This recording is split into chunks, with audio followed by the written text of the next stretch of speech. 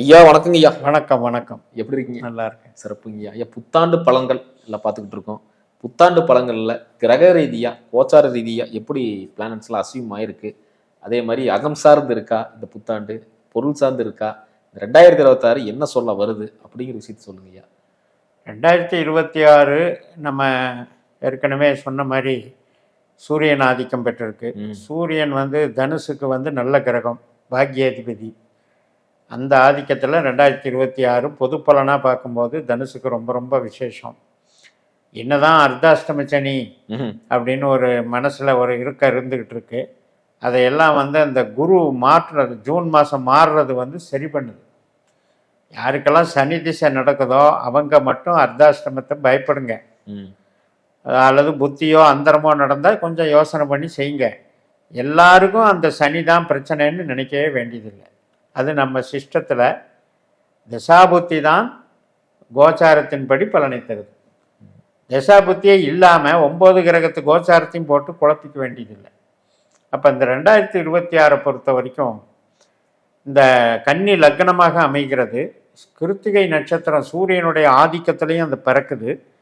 அதுபோக இவங்களுக்கு பாக்யாதிபதி சூரியனாகவும் வருது, நம்பரும் 1ஆம் நம்பராக வருது. ஸோ இவ்வளவு அம்சம் இருக்கும்போது இந்த குரு லக்னத்தை பார்த்துக்கிட்டு இருக்காரு ஜூன் மாதம் வரைக்கும்.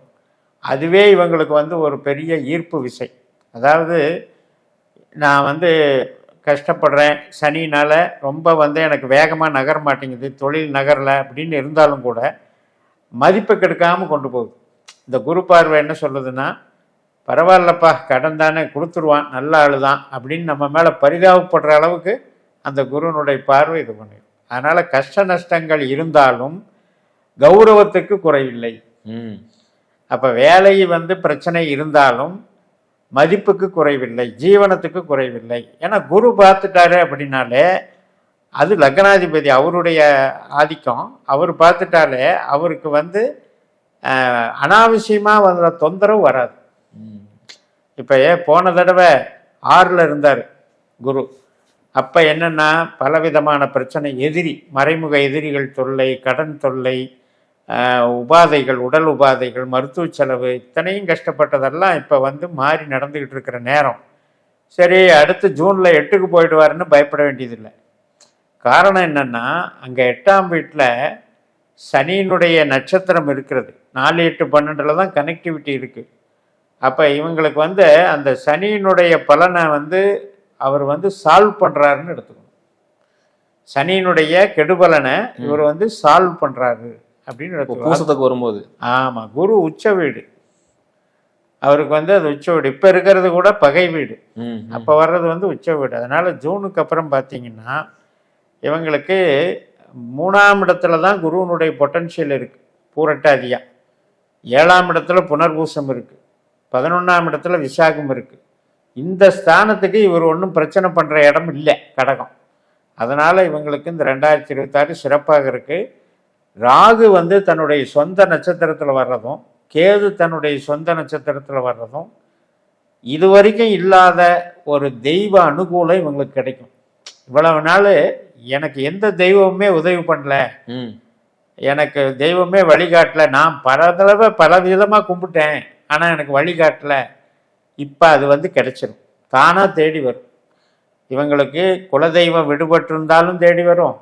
இவங்க அந்த குலதெய்வத்தினுடைய அனுகிரகம் எனக்கு சரியாக கிடைக்கலன்னு தவிச்சுக்கிட்டு இருந்தாலும் அது அனுகிரகத்தை கொடுத்துரும். அந்த பாக்கியம் இந்த 2026 தனுசுக்கு உண்டு. ஏன்னா தனுசுங்கிறது ஆன்மீகம் சார்ந்த ராசி.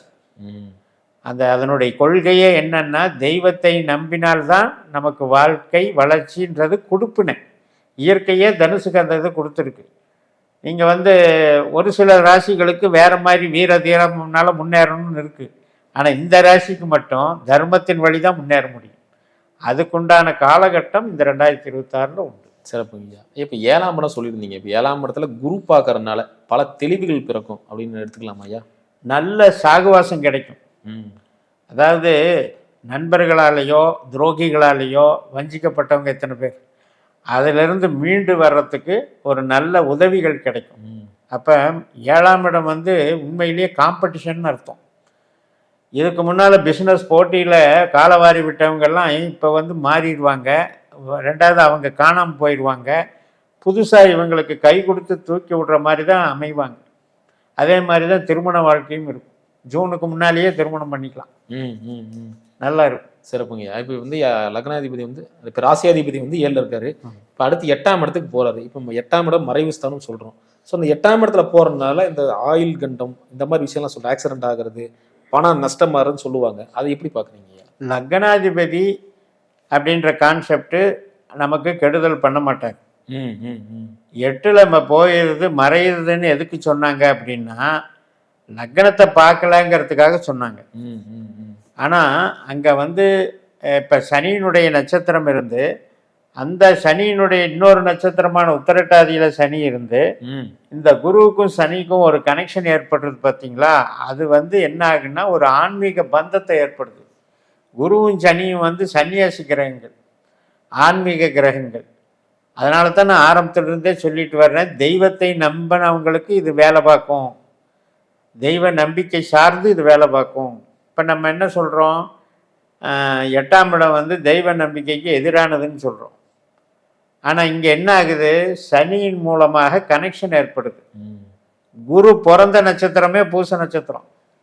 அந்த நட்சத்திரத்தில் அவர் வந்து சனியோட கனெக்டிவிட்டி ஆகிறாரு. அந்த சனி வந்து மீனராசியில் இருக்கு குரு வீட்டில். ஏன்னா அவரு கோச்சார ரீதி அவரோட நட்சத்திரத்தில் வர்றாரு. அப்போ சனி என்ன பண்ணுவாருன்னா அர்த்தாஷ்டமத்தை செய்ய மாட்டார், 3ஆம் இடத்து பலனை செய்வார். Communication skills. 4க்கு 12 3. இப்போ வந்து வீடு கட்ட முடியல, பாதியில் நிற்குது, அல்லது வீடை விட்டு விற்கிறதுக்கு முயற்சி பண்ணுறேன் விற்கலை, அல்லது ஊரை விட்டு மாற்றலான்னு இருக்கேன், இதுக்கெல்லாம் வந்து அது வழி கொடுக்கும். இந்த சனி சொந்த நட்சத்திரத்தில் வந்த உடனே இப்படி எதிர்பார்க்குறவங்களுக்கெல்லாம் காரியம் நடக்கும். அதாவது வீடு மாற்றம் நிச்சயம். நிச்சயம். வீடு வாடகைக்கு இருக்காங்க, பிளேஸ் மாறுறது, வீடு மாற்றம் நிச்சயம். தைரியம் வந்துடும். கஷ்டத்திலிருந்து விடுதலை. ஒரு வழக்கு நடக்குதா அதுக்கு தீர்வு கிடைச்சிடும். அதே மாதிரி ஒரு உடல் உபாதைகள், உறவுகள் வகையில் பகையாக இருந்ததெல்லாம் இப்போ வந்து கிளியர் ஆகிடும். அதனால் இது வந்து வித்தியாசமான நட்சத்திர சூத்திர முறையில் பார்த்தா தான் இது புரியும். ஜென்ரலாக பார்க்குறவங்களுக்கு 4ல் ஒரு கிரகம் 8ல் ஒரு கிரகம் ரெண்டுமே நம்மளை தாக்குதுன்னு நினச்சிக்குவாங்க. அதில் இருக்கிற விஷயம் என்னன்னா சொந்த நட்சத்திரம்ங்கிற விஷயம் இருக்குது. சிறப்புங்க ஐயா. அந்த குரு இப்போ மாற்றத்தினால அகம் சார்ந்தது கொடுக்குதா இல்லை வந்து பொருள் சார்ந்தது தருதா? பொருள் தான் 8ஆம் இடம்.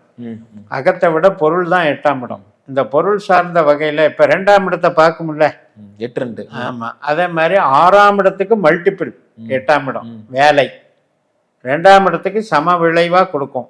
அதே மாதிரி 10ஆம் இடத்துக்கு 11ஆம் இடம் தான் 8ஆம் இடம். 10ஆம் இடம் என்ற தொழிலை முன் பிரவிருத்தியாக செய்ய போகிறது, அதாவது மல்டிபிளாக செய்ய போகுது. இப்போ நாம் வந்து ஒரு திட்டம் போட்டிருப்போம், இந்த மாதிரி கிடைச்சா பரவாயில்ல, அடுத்த வருஷமாவது இது கிடைக்கும்னு. இப்போவே கிடைச்சா எப்படி இருக்கும், அந்த மாதிரி கிடைக்கும். அப்போ நினைக்கிற ஒரு டைமு கூட அட்வான்ஸாக நல்லது பண்ணுற வேலையை குரு செய்யும். அதாவது நீங்கள் சொல்கிறத பார்த்தா இப்போ 2026 ஜூனுக்குள்ளார அகம் சார்ந்த வாழ்க்கையை வாழ்ந்துக்குங்க. ஜூனுக்கு அப்புறம் பொருள் சார்ந்த விஷயம் வரப்போகுது. கரெக்டாக இருக்கும். சிறப்பு சிறப்புங்க. இப்போ அகம் சார்ந்ததுன்னா திட்டமிடுதலை கூட வச்சுக்கலாம்.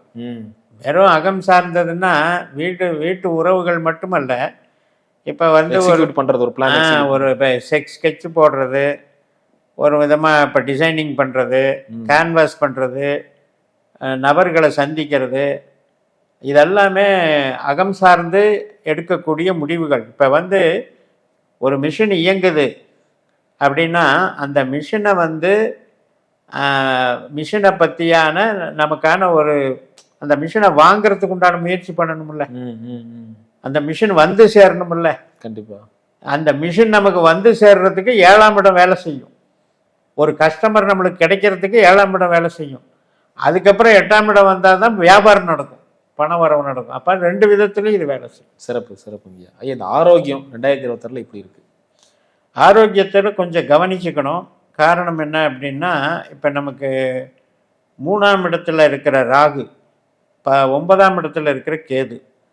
இப்போ இந்த 3ஆம் இடம் அப்படின்றது என்ன அப்படின்னா, நம்ம இஎன்டி சம்மந்தப்பட்டது, சுவாசங்கள், சுவாச உறுப்புகள், இஎன்டி சம்மந்தப்பட்டது.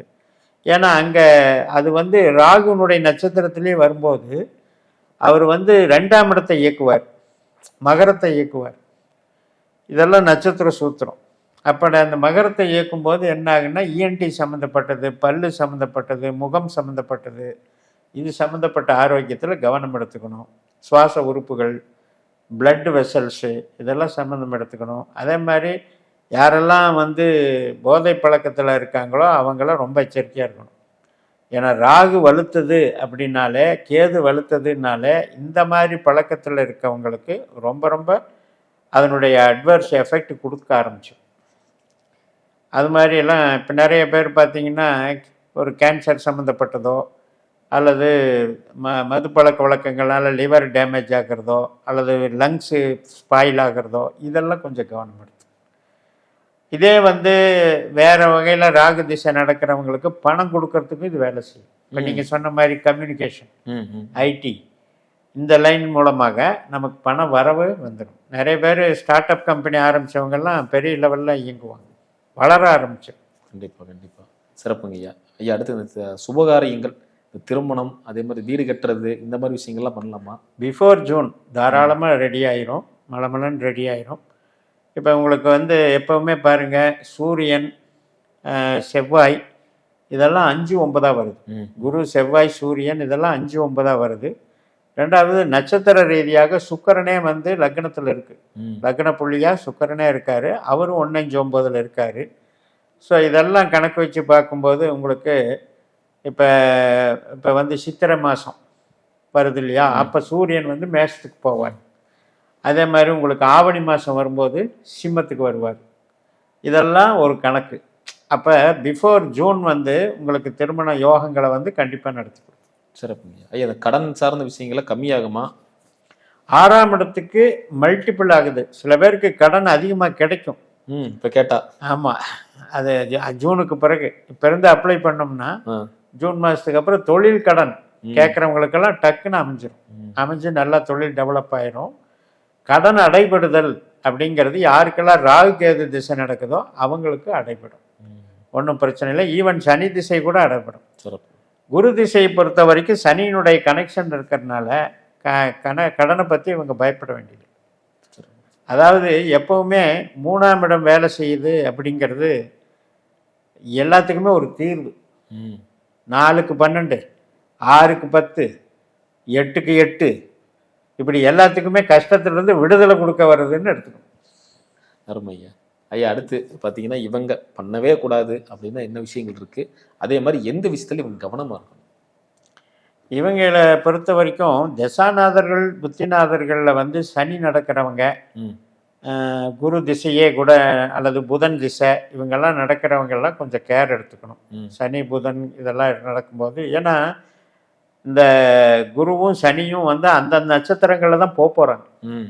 சனியினுடைய நட்சத்திரத்தில் சொந்த நட்சத்திரத்திலே போகிறாங்க. அதனால் அந்த மாதிரி திசை நடக்கிறவங்க அகலக்கால் வைக்கக்கூடாது. உழைப்புன்னா உழைப்போடு நின்றுக்கணும். இப்போ இவங்க உழைப்புனால நிறைய வருமானம் வரும், சம்பாரிச்சு கொடுப்பாங்க. அவங்களுக்கு நம்ம இவ்வளவு சம்பாரிச்சு கொடுக்குறோமே, நம்மளே ஆரம்பித்தா என்ன அப்படின்னு இவங்க நினைப்பாங்க. ஆனால் இவங்களுக்கு அது செட் ஆகாது. அதனால் இந்த வருடம் அதை அவாய்டு பண்ணிக்கணும். புது முதலீடுகளை தவிர்த்துக்கணும். முதலீடுக்கு உண்டானது வந்து கரெக்டாக வந்து இவங்களை வந்து அதை வசீகரம் பண்ணிக்கிட்டே இருக்கும். நீ அதில் போடு இதில் போடுன்னு ஏதோ ஒரு வகையில் வந்து இவங்களை கூப்பிட்டுக்கிட்டே இருக்கும். எப்போவுமே ஒருத்தருக்கு 8 எப்போ வேலை செய்யும்? நம்ம பணத்தை இழக்க வேண்டிய நேரத்தில் தான் வேலை செய்யும். அப்போ 12க்கு 8 வந்து என்ன பாவம்? 9ஆம் பாவம். 12 வந்து ஊக்குவிக்கக்கூடியது 8. அப்போ இந்த மாதிரி அதுக்குன்னே வருவாங்க, பணத்தை போடு, இதை பண்ணிடலாம் அதை பண்ணிடலான்னே வருவாங்க. அதில் ஜாக்கிரதையாக இருக்கு. சிறப்பு சிறப்பு ஐயா. இவங்க வழிபாடு எதை சொல்லுங்க? நல்லா பண்ணலாம். இவங்களுக்கு வந்து 5ஆம் இடம் செவ்வாய் குறிக்கிற வீடு, முருகன் வழிபாடு, சக்தி வழிபாடு, சிவன் வழிபாடு, அது மட்டும் இல்லை துர்க்கை வழிபாடு, இதெல்லாம் ரொம்ப ரொம்ப சிறப்பை தரும். தொழில் சம்பந்தமான விஷயத்துக்கு வந்து அதிகமாக வந்து சிவசக்தி ஐக்கியமாக இருக்கக்கூடிய கோயில். இப்போ சிவன் பார்வதி, இப்போ பஞ்சபூத ஸ்தலங்கள்னு சொல்கிறோம், அது வந்து 5 தத்துவத்தை அடக்கியது. அதுக்கெல்லாம் தாராளமாக இவங்க விசிட் பண்ணலாம். இப்போ வந்து வாயு தத்துவம், இப்போ சிதம்பரம் இருக்குது, அது வந்து ஆகாச தத்துவம். திருவண்ணாமலை அக்னி தத்துவம். திருவானைக்காவல் ஜல தத்துவம். அது மாதிரி உங்களுக்கு இன்னும் 2 ஸ்தலங்கள் வந்து காளஹஸ்தி இருக்குது, வாயு தத்துவம். இது மாதிரி அந்த ஸ்தலங்களுக்கு போயிட்டு வரும். அது போகும்போது தான் தொழிலுக்கு அபிவிருத்தி ஆகும். அவங்க ஒரு பாசிட்டிவ் எனர்ஜி இருக்கு. ஆமாம், சூரியன் சந்திரன் இந்த 2 பேருமே இவங்களுக்கு வந்து நட்சத்திர ரீதியாக பணத்தை தரக்கூடிய அதிகாரி. அருமையாக சொன்னீங்க. மீண்டும் அடுத்த காணொலியில் அடுத்தடுத்த ராசிகளை பற்றி பார்க்கலாம். நன்றிங்க.